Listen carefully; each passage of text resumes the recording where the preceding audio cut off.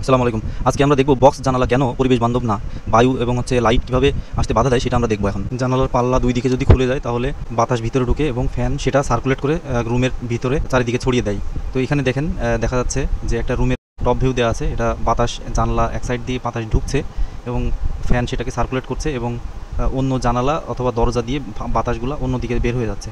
এখন এখানে জানালার ওখানে কিন্তু বক্স নেই। পরবর্তীতে আমরা বক্স দেয়া এমন একটা জানালাকে দেখি। এখানে এই যে দেখা যাচ্ছে কালো মার্ক করা, এগুলো হচ্ছে বক্স।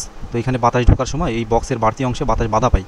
বাধা পাওয়ার পরে আমরা এখানে দেখতে পাচ্ছি যে শুধু বাতাস না, এখানে আলো হচ্ছে বাধা পায়।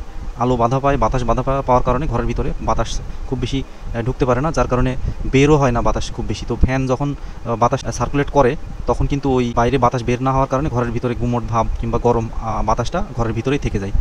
দেখেন এখানে তির্যকভাবে যদি বোঝা যায় তাহলে বাইরের থেকে যে লাইটগুলো এগুলো ঠিক মতো আসছে না। কিন্তু এই বাইরের লাইট ঠিক মতো না আসার কারণে দিনের বেলায় অনেক সময় লাইট জ্বালিয়ে রাখতে হয় অনেক ক্ষেত্রে।